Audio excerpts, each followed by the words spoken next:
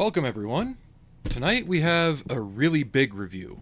The Das Werk, in association with Takom models, Sdkfz 234/2 Puma, the 8-wheeled armored car used by the German forces during World War II. Since it's so big, I've already got the box top off, hollow. I don't have too much room on my desk for this big box, so go over that real quick. Various paint schemes used on the vehicle on one side, other details showing the chassis, optional bits and pieces, jerry can, storage box, and a command antenna. I'll try and get that on the screen. The microphone's kind of in the way. So, yeah, so far, looks fun. Put that over there. We're going to start with the hull. I've built bigger, but this is pretty big. Very nice, sharp detail. The main hull comes in an upper and lower clamshell. Separate engine grills. This will just make it easier so I don't wind up fumbling it. It looks like it's got some very nice weld detail along the edges of the hull.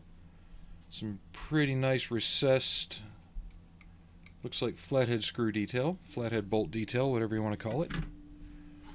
And a pretty well detailed undercarriage where the rest of the suspension and main driveline will go.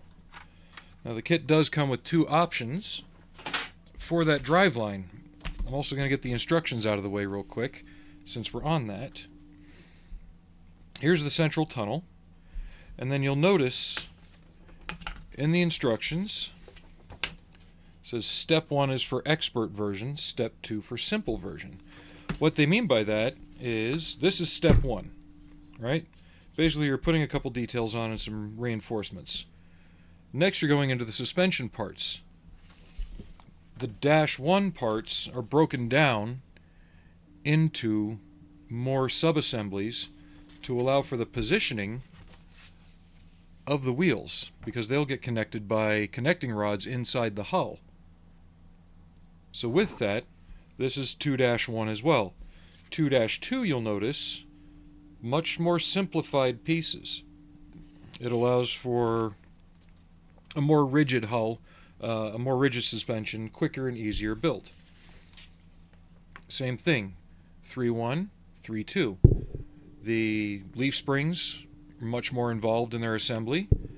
They all have the same kind of brake lines and suspension lines, but on 3-2, the leaf springs are much more simple. I don't know if this is explained very well to many people when they pick this kit up. Same thing with step 4, it's just the other side, so you'd flip the center trunk around. As you're building it, no matter which version you're doing, pay attention to that shape on the hull. That lets you know which side of this piece you're supposed to be working on in the instructions. It's not too clear, forward or backward. They don't have that really marked out very well. And the same that applies to both the expert and simple version. And then once you get to step 6, that's where you start getting into the steering gear and making it a bit more functional. So it'll have separate tie rod ends, separate pitman arms, things like that. And then we get to the main hull itself. It looks like the brake assemblies and all that are universal, simple, or expert version. The inside of the hull looks to be moderately detailed, not extremely cluttered. There's no ammunition holders that I could see. I know there are companies that do resin kits to add an interior, a full interior, and they do conversions to do the other variations of this.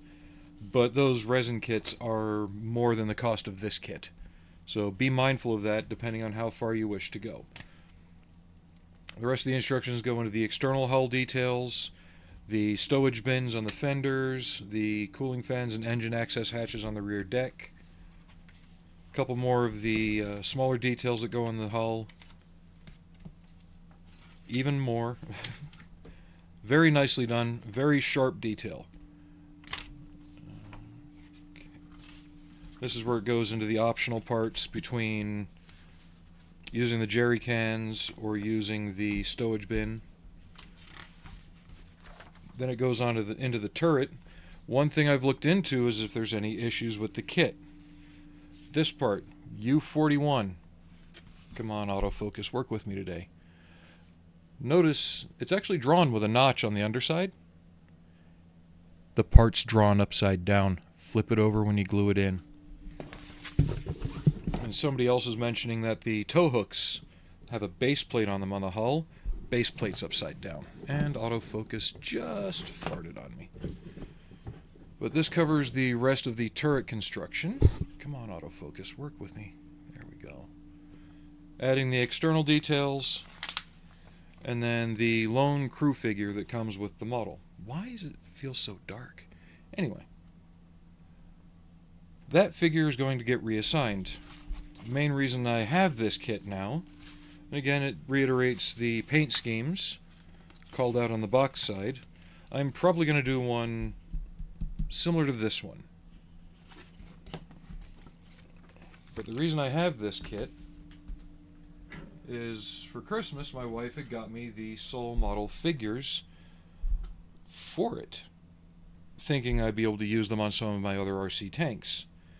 She didn't realize they were made specifically for this kit, so they won't fit any of the vehicles I've got. So there's the commander. Very nicely molded. This, I believe, is the driver. Again, good facial features, good detail on the clothing. And then I believe this is the loader slash gunner. I've got his head blue tacked into place. And he comes with a little cat. And I will be painting this cat to resemble Arnie. So, one moment, please.